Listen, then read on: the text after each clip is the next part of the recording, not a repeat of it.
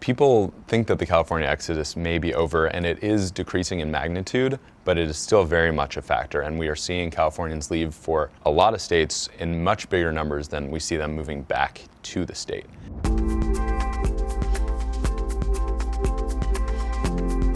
So last year, around 818,000 Californians left the state for other US states versus about 476,000 moving back into California.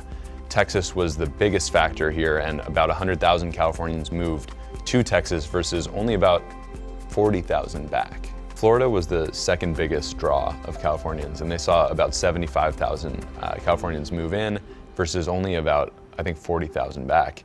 And then we have states like Nevada, Arizona, and Washington, which had about 50,000 Californians arrive and far fewer move back to California.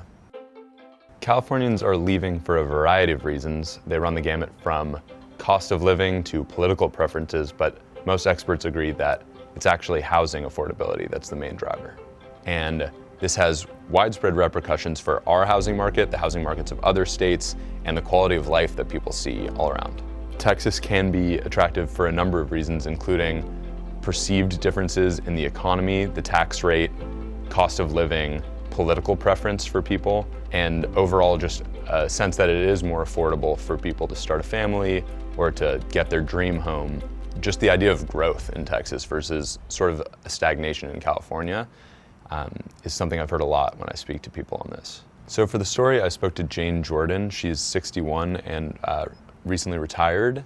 She moved to Texas after living in California for pretty much her whole life. When I married my husband, we moved to Corona, which it's very urban. There's a lot of traffic. There's a lot of crime. There's a lot of homeless people.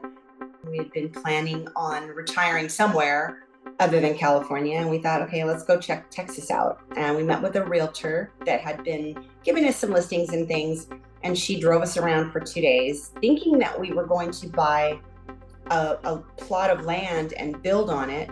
But we came across the home that we ended up purchasing that is brand new, but it was already built. The house itself is 2,300 square feet, but it's on an acre of land. My house in Corona was 1,700 square feet, so the difference is, it's pretty big.